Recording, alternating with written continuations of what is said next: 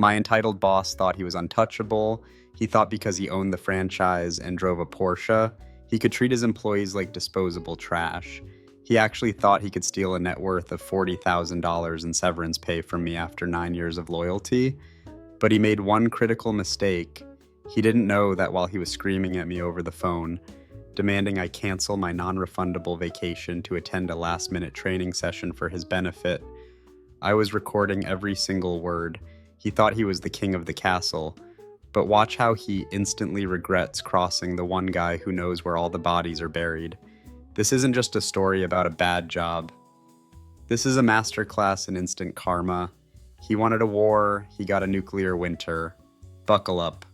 You're about to see a delusional tyrant get absolutely dismantled by the labor board. I've been in the retail game since 2009. It's a grinder. You deal with Karens, you deal with low pay, and you deal with bad management. But my last job, I was there since 2014. That's 9 years of my life. 9 years of waking up at 5 a.m., busting my back, hauling building materials, and smiling through the pain. The environment was toxic. To put it mildly, my boss, let's call him Alan, was the definition of a narcissist.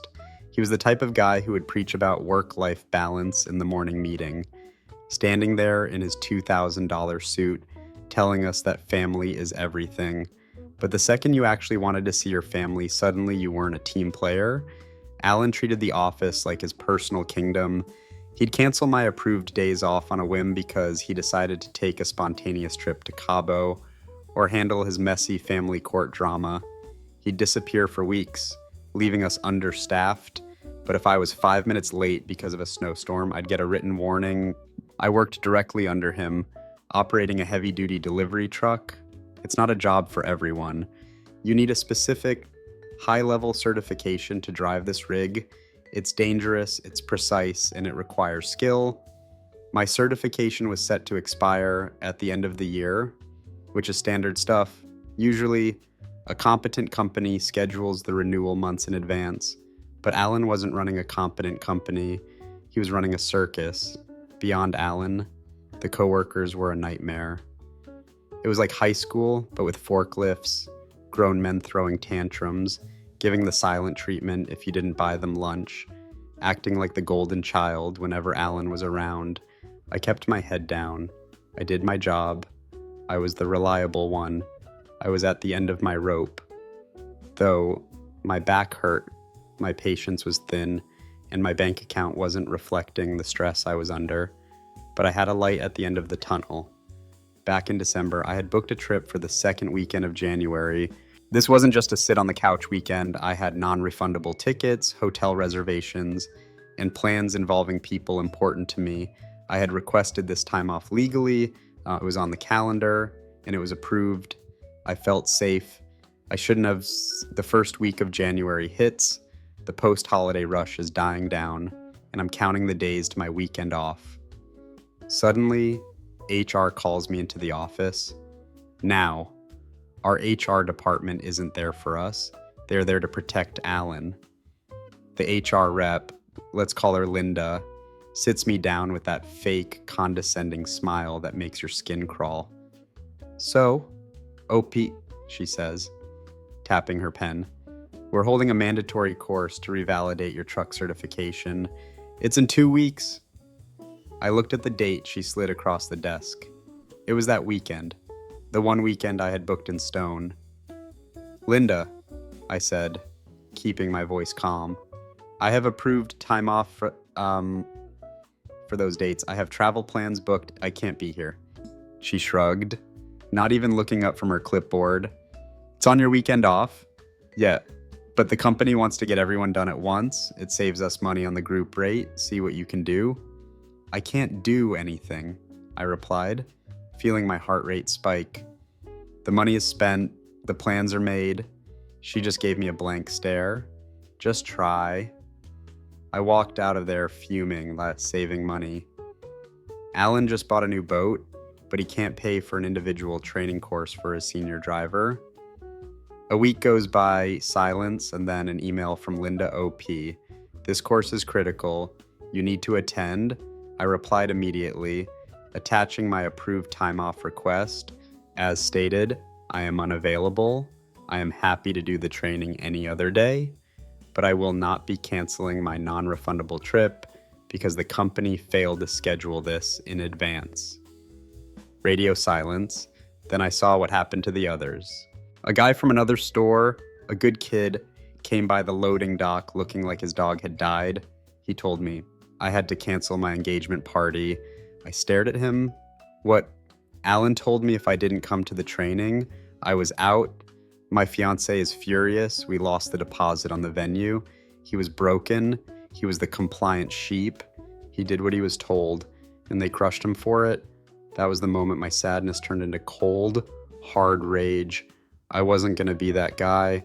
I wasn't going to let this entitled monster ruin my life. 2 days before the course, my phone rings. Caller ID, Alan. I knew this was it. I felt the adrenaline hit my bloodstream. I pulled over. I was in the work truck and I hit the record button on my personal phone before answering. Dialogue recreation based on the transcript. AB Allen, hey, OP, HR tells me you're playing hard to get with this training course. His voice was dripping with arrogance. OP, that's correct. Alan, as I told Linda, I made plans in advance. I can't attend. A B-long heavy silence. I need you to get this training done. OP, I understand that, but I've been planning this since December. I can't just cancel. AB, okay, listen to me. When we notify you 2 weeks in advance, it doesn't mean it's optional. This is mandatory. My knuckles were white on the steering wheel. OP, and I understand that, but I'll be out a lot of money if I cancel.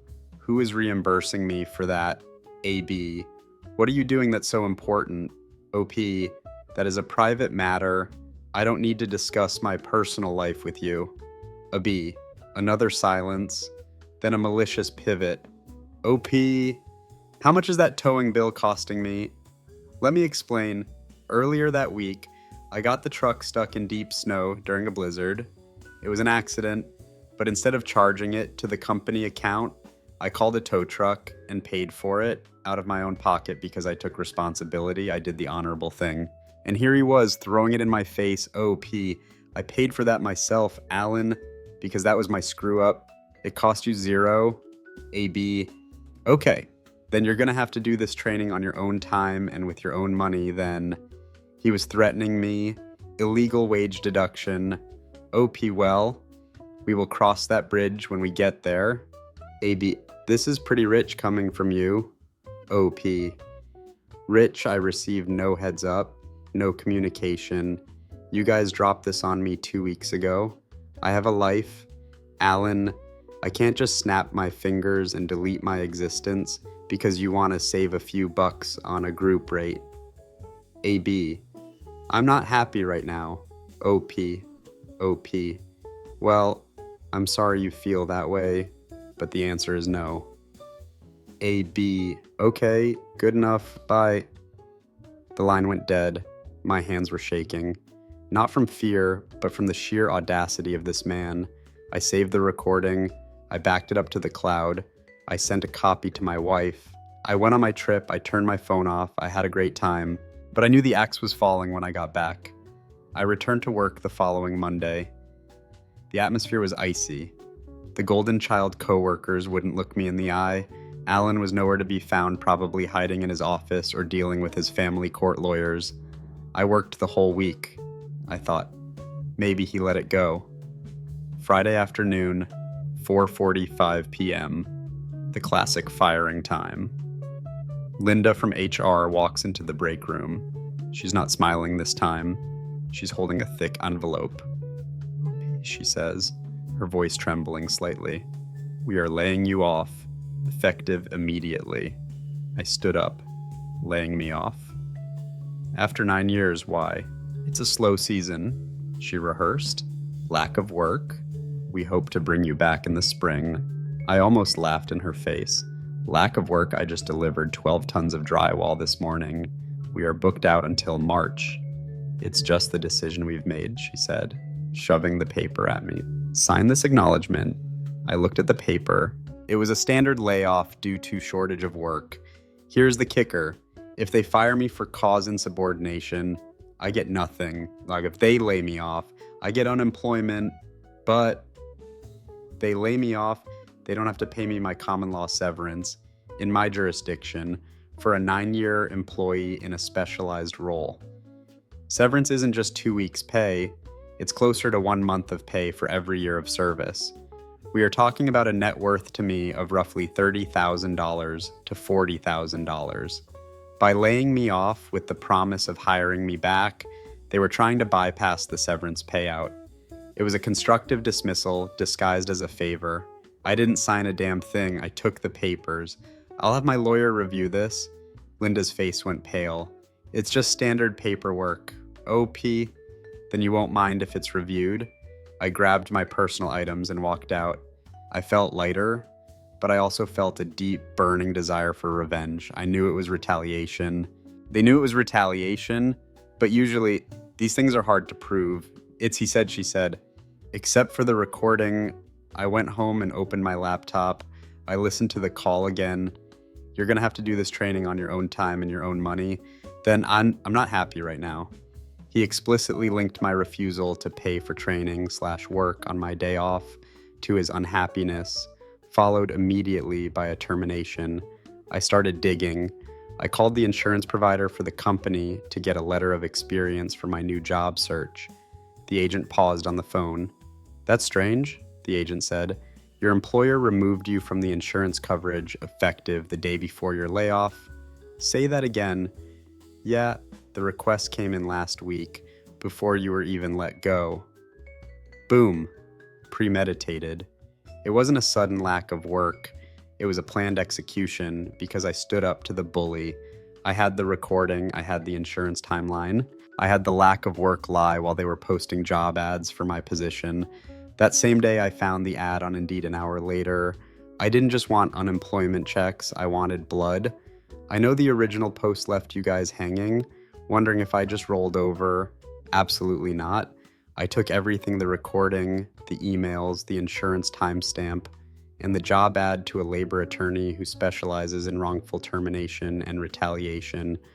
When the lawyer heard the recording, he actually started laughing. He said, "This guy didn't just shoot himself in the foot, he stepped on a landmine." We filed a suit for wrongful termination, retaliation, and demanded the full severance package, plus damages for emotional distress. Alan's lawyers tried to fight it at first. They sent a threatening letter saying I was insubordinate and difficult. My lawyer simply replied with the audio file attached to the email. The settlement offer came in 48 hours later. They knew if this went to court, or if the labor board heard that recording, they would be audited into oblivion. The result. I walked away with a settlement that was nearly double my original severance estimate. I signed an NDA about the specific settlement amount. But let's just say I could buy a brand new truck cash if I wanted to. The karma I found out through the grapevine, my old friend Dave, who canceled his engagement party, that the settlement money came directly out of the store's operating budget for the quarter because of that massive financial hit. Corporate HQ, the franchise owners above Alan, launched an audit. They found out Alan was using company funds for his personal trips. Alan was fired 3 months later. He lost his Porsche. He lost the store.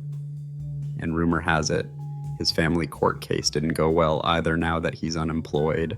As for me, I used the time off to upgrade my license to the highest class possible. I now drive for a unionized company. I make 40% more than I did with Alan. I have full benefits. And get this, if I work a weekend, I get double time, and it's voluntary. So, to my delusional ex-boss, thanks for the push, and thanks for the payout. You tried to save a few $100 on training, and it cost you your entire career. Have you ever had a boss try to force you to work on a pre-booked vacation? Tell me your horror stories in the comments below. And don't forget to subscribe for more stories of instant regret.